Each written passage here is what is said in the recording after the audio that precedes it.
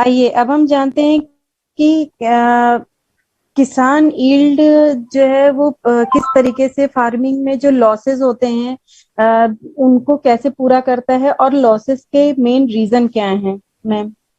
Yes. पहली जो problem है जिससे कि उपज की पैदावार पे असर पड़ता है वो है क्रॉप पैटर्न, फर्टिलाइजर्स यानी उर्वरक या जो खाद जो किसान यूज कर रहे हैं और सॉइल के न्यूट्रिएंट। ओके। ये सो एक पहला रीजन है कृषि की पैदावार पे इफेक्ट डालने का।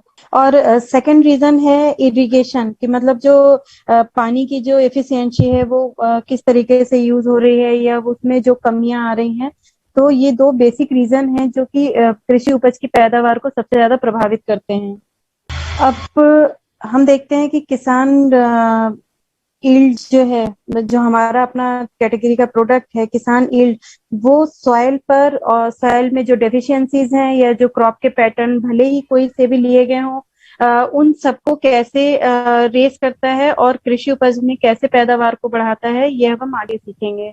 देखिए, आगे बढ़ने से पहले थोड़ा सा हम डिस्कस करते हैं कि क्रॉप पैटर्न कैसे इफेक्ट डालती है या रासायनिक उर्वरक जो है या उर्वरक की ज्यादा मतलब जो खाद फर्टिलाइजर जो है उनकी ज्यादा जो यूजेस होते हैं वो कैसे खेती को प्रभावित करते हैं या उपज को प्रभावित करते हैं। यहाँ पर क्रॉप पैटर्न से मतलब है कि अभी भी बहुत से जो ट्रेडिशनल माइंडसेट के साथ में जो किसान खेती कर रहे हैं वो लोग अभी भी कोई मचान का यूज नहीं करते, किसी भी तरह का कोई जो है मेड़े नहीं बनाते, मतलब वो नालियां बना करके पौधों की रोपाई नहीं करते। तो इस तरीके से या अगर वो कहीं पर भी अपनी खेती कर रहे हैं तो इंटीग्रेटेड टेक्नोलॉजी पे बिल्कुल भी ध्यान नहीं देते हैं। तो ये सारी चीजें होती हैं क्रॉप पैटर्न। और उर्वरक कैसे इफेक्ट डालते हैं कि जब किसान भाई लोग फर्टिलाइजर का जरूरत से ज्यादा उपयोग करते हैं तो उनको लगता है कि नहीं, हम फर्टिलाइजर का ज्यादा उपयोग करेंगे तो हमारी कृषि की पैदावार बहुत अच्छी होगी, जबकि ऐसा बिल्कुल भी नहीं होता है। अब देखते हैं कि किसान यील्ड क्या है। किसान यील्ड बायोलॉजिकल जो एंजाइमेटिक हाइड्रोलिसिस और जो डबल चिलेटिंग टेक्नोलॉजी है उसको यूज करके तैयार किया गया एक प्रोडक्ट है। बायोलॉजिकल एंजाइमेटिक हाइड्रोलिसिस एक ऐसी प्रोसेस होती है जिसमें जो एंजाइम्स हैं, ठीक है, एंजाइम्स और वाटर जो है उन वाटर एलिमेंट्स को आपस में जोड़ करके और उस जो हम पौधों में जो भी फर्टिलाइजर का यूज कर रहे हैं या जो भी प्रोडक्ट हम यूज कर रहे हैं उससे जो खाना भोजन मतलब जो खाना पौधे को मिल रहा है वो उसको डाइजेस्ट करने में पौधे की हेल्प करता है। Yes ma'am. ये जो टेक्नोलॉजी है वो किस तरीके से कुछ तत्व होते हैं जो कि मिट्टी के लिए और पौधे के लिए बहुत जरूरी होते हैं, तो उनको ये किस तरह से ब्लेंड करता है एक में मिला करके और किस तरह से न्यूट्रिशन देता है। आइए सबसे पहले जानते हैं कि इसमें कौन कौन से तत्व मौजूद होते हैं। नंबर एक एल्जीनिक एसिड, नंबर दो seaweed extract, protein, minerals, fulvic acid, humic and amino acid और कुछ लार्ज और मीडियम ट्रेस एलिमेंट्स भी डाले गए हैं। Yes ma'am. चलिए जानते हैं ये जो तत्व अभी जो बोले हैं इनका बेसिकली रोल क्या होता है। जैसे हम देख रहे हैं कि इसमें सीवीड एक्सट्रैक्ट है।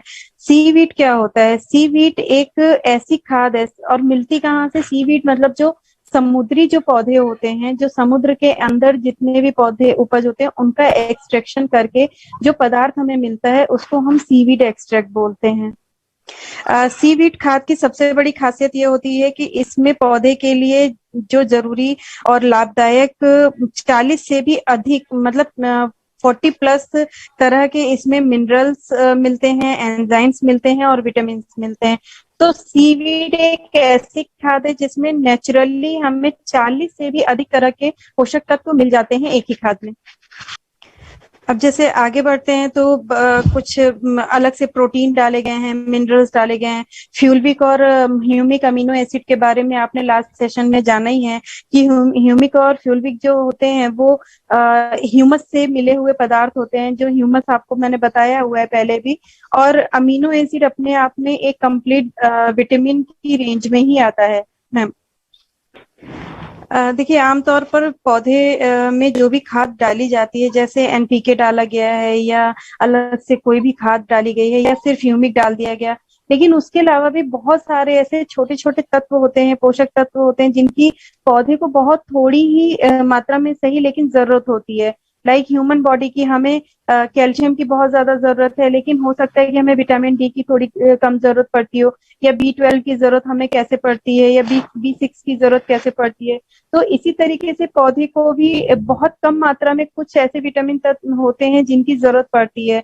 तो वो सारे जो भी पोषक तत्व हैं जो हमें अलग से कहीं नहीं मिल पाते या किसी खाद में नहीं मिल पाते, वो हमको किसान यील्ड में पूरे के पूरे पोषक तत्व मिल जाएंगे। अब इसके फायदे क्या क्या हैं, ये तो आपको अभी तक पूरा बताया गया कि ये किन किन चीजों से मिलकर बना हुआ पदार्थ है। अब इसके फायदे क्या क्या हैं, आगे हम वो जानते हैं। ओके। अब ये कंपोजिशन आपके सामने आप लोगों को स्लाइड पे दिख रही है कि ये किन किन चीजों से मिलके बना है। उनके फायदे आपको भी पहले ही बताए जा चुके हैं, जैसे सीवीड एक्सट्रैक्ट, ह्यूमिक और natural cytokinin, fulvic acid, amino acid और अदर ऑर्गेनिक सब्सटेंसेस को से मिला करके बना है।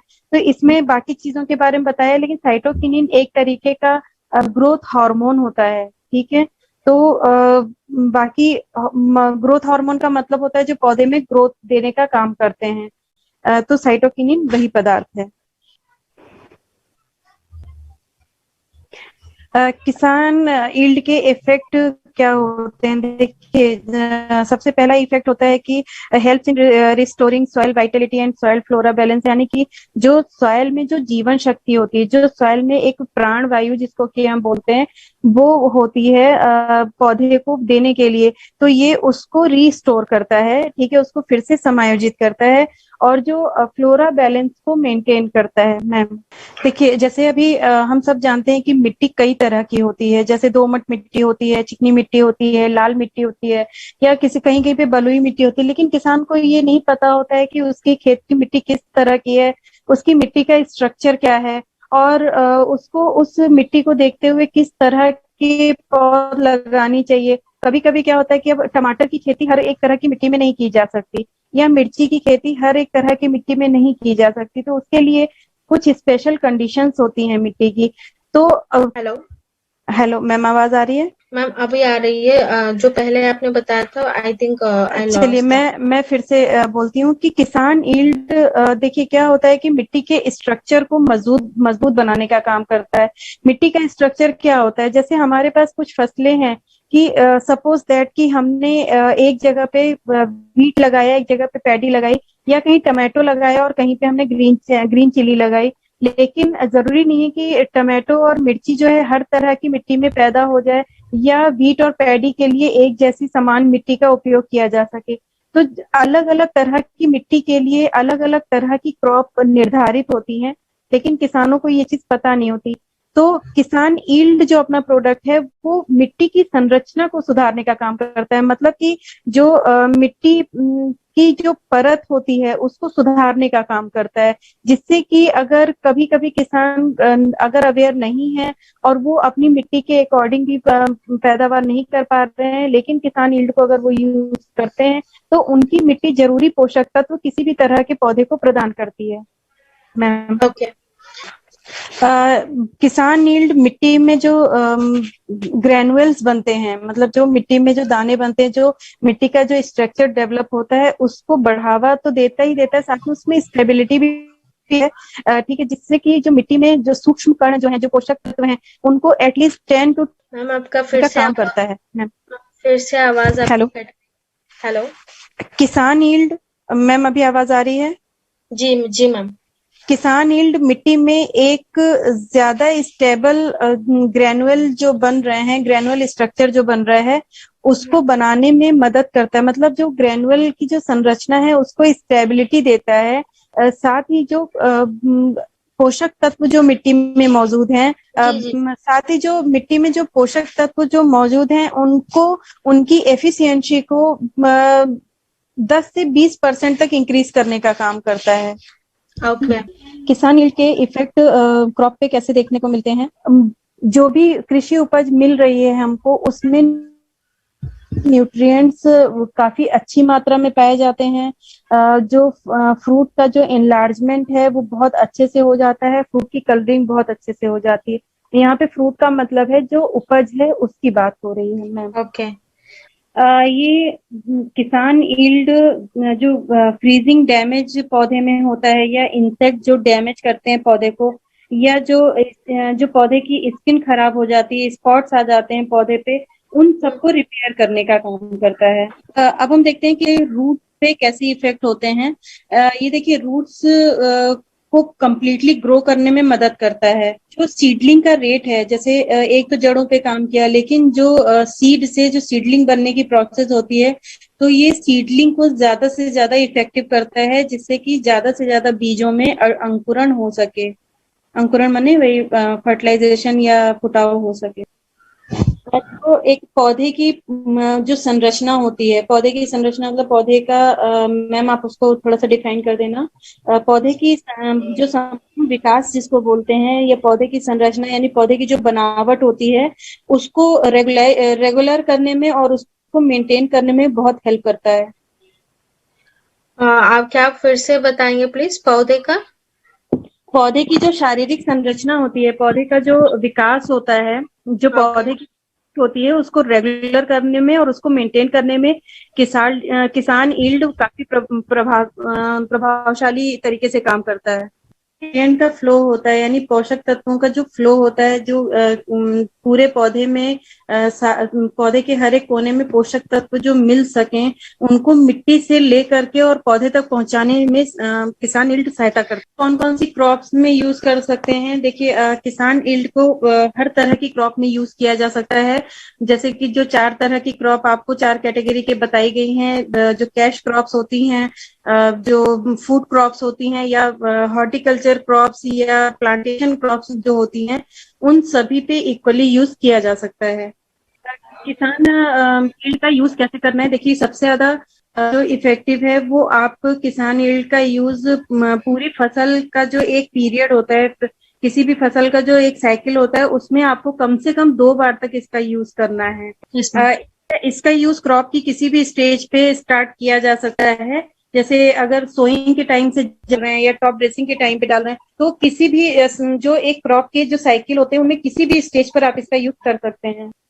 अगर इस फायदे लेने हैं, ज्यादा से ज्यादा कोशिश ये करनी चाहिए कि जब कल्टीवेशन होता है, जब पहली मैम जैसे अभी लास्ट सेशन में भी मैंने बोला था, जब फर्स्ट कल्टीवेशन किसान करता है क्रॉप को लगाने से पहले, तो कल्टीवेशन के 10 दिन के अंदर अंदर इसका यूज किया जाना चाहिए। उसके बाद सीड सोइंग की जानी चाहिए, तो रिजल्ट ज्यादा अच्छे मिलेंगे, जो ईल्ड मिलेगी वो ज्यादा अच्छी और मतलब परसेंटेज वाइज उसमें बढ़ोतरी होकर के मिलेगी। ओके। कल्टीवेशन के टाइम पे आप बोल रहे हैं कि इसको यूज करें, राइट? के बाद में मैक्सिमम 7 डेज के अंदर अंदर इसका यूज करना चाहिए। मैम हार्वेस्टिंग है या फिर कल्टीवेशन, दोनों एक ही होते हैं? कल्टीवेशन नहीं, हार्वेस्टिंग अलग होती है मैम। हार्वेस्टिंग बेसिकली क्या बोलते हैं, जब पौधे की जब कटाई की जा रही होती है लास्ट में, फसल पकने के बाद में। और कल्टीवेशन समटाइम मतलब एज अ जुताई जिसको बोलते हैं, जब पहली बार में खेत को प्रिपेयर किया जा रहा होता है, सॉइल का प्रिपेयर जब किया जा रहा होता है सीड सोइंग से। Okay, yes yes. इसका जो डोजेज है वो आप जरूर ध्यान रखिए कि 300 ग्राम टू 500 ग्राम पर एकड़ आपको इसका यूज करना है। मतलब 1 एकड़ में अगेन यहाँ पर बात करूंगी कि 100 लीटर ऑफ वाटर से 150 लीटर ऑफ वाटर अगर यूज किया जा रहा है, तो उसमें और 500 ग्राम तक की डोजेस का यूज करना है। और अगर आप इसका यूजेस स्टार्ट करते हैं प्लांट ग्रोइंग पीरियड से, जब प्लांट अपना मतलब यंग प्लांट में जब आ जाता है, उस टाइम पे अगर यूज करते हैं, तो इसको फॉलियर स्प्रे में यूज करना है और 1 ग्राम पर लीटर ऑफ वाटर की डोजेस के अकॉर्डिंग यूज करना है। ओके, तो ये थे इसको यूज करने के तरीके और किन किन क्रॉप्स पे कर सकते हैं। आप इसको किसी भी स्टेज पे कर सकते हैं, लेकिन ये 100% गारंटी है कि जो कृषि में जो उपज है उसमें ये 20 to 25% का इंक्रीमेंट करता है। मतलब जो लास्ट टाइम किसान को जो भी उपज मिली होगी, अगर वो किसान यील्ड का प्रॉपर यूज करते हैं, बताए गए निर्देशों के अनुसार अगर यूज करते हैं, तो उनको उपज में कम से कम 20 से 25% का मुनाफा मिलेगा। उसको वेलकम करिए, एक अपने यहाँ की किसान ग्रो की फैमिली में जो नया प्रोडक्ट है, इसको आप लोग बूस्ट इनहेंसर के नाम से अगर कोई कैटेगरी इसकी लेना चाहता है तो बूस्ट इनहेंसर के नाम से आप इसको दे सकते हैं और इसे किसानों तक पहुंचाने में मदद करिए।